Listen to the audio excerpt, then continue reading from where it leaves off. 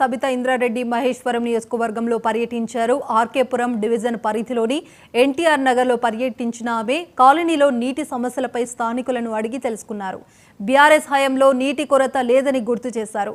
కాంగ్రెస్ ప్రభుత్వం ఏర్పడ్డాక నగర ప్రజలు బిందెలు పట్టుకుని బయటకు రావాల్సిన పరిస్థితి ఏర్పడిందన్నారు.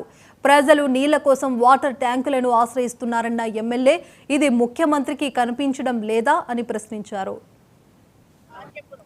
హైదరాబాద్ సిటీలో ఆర్కేపురం డివిజన్ నంబర్ 20వ నంబర్ డివిజన్ నంబర్ జిహెచ్ఎంసీ ఏరియాలో ఉన్న ఏరియా ఇది. గత 10 సంవత్సరాల నుండి మంచినీటి సమస్య లేకుండా ప్రతి బస్తీలో ప్రతి కాలనీలో ప్రాబ్లం లేకుండా చూసుకోవడం జరిగింది. కానీ ఈ 1.5 ఇయర్లో రంజాన్ కన్నా ఒక వారం రోజుల ముందు నుండి ప్రతి ఒక్కరికి కూడా వాటర్ ప్రాబ్లం వచ్చిందని మొన్న జల్పల్లిలో కానీ ఇక్కడ కానీ చూస్తూ ఉంటే ప్రతి దగ్గర కూడా వాటర్ ప్రాబ్లం అనేది వచ్చింది. మరి అదే ఆఫీసర్స్ ఉన్నారు, అదే వాటర్ లైన్స్ ఉన్నాయి, తేడా ఏం లేదు. మరి వాళ్ళు మేనేజ్ చేయడంలో ఎంత ఇబ్బంది అవుతుంది అనేది ఇప్పుడు అర్థమవుతుంది. ఇప్పుడు ఎన్టీఆర్ నగర్కి వస్తే కనీసం ఒక 100 ఇండ్లకి అసలు నీళ్ళే రావట్లేవు 3 నెలల నుండి అని చెప్తా ఉన్నారు. నిజంగా చాలా బాధాకరం.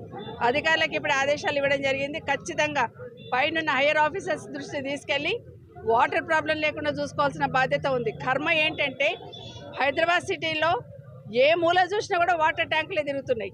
గతంలో కేసీఆర్ గారు ఉన్నప్పుడు మిషన్ భగీరథ ద్వారా మొత్తం కూడా అటు గ్రామాలలో కానీ పట్టణాలలో కానీ డ్రింకింగ్ వాటర్ ప్రాబ్లం లేకుండా ఒక యాక్షన్ ప్లాన్ తీసుకొని సమస్య సాల్వ్ చేయడం జరిగింది.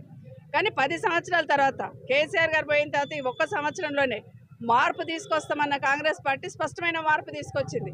ఈరోజు ఆర్కేపురం హైదరాబాద్ సిటీలో ఆర్కేపురం డివిజన్ నంబర్ 20వ నంబర్ డివిజన్ నంబర్ జిహెచ్ఎంసీ ఏరియాలో ఉన్న ఏరియా ఇది. గత 10 సంవత్సరాల నుండి మంచినీటి సమస్య లేకుండా ప్రతి బస్తీలో ప్రతి కాలనీలో ప్రాబ్లం లేకుండా చూసుకోవడం జరిగింది. కానీ ఈ 1.5 ఇయర్లో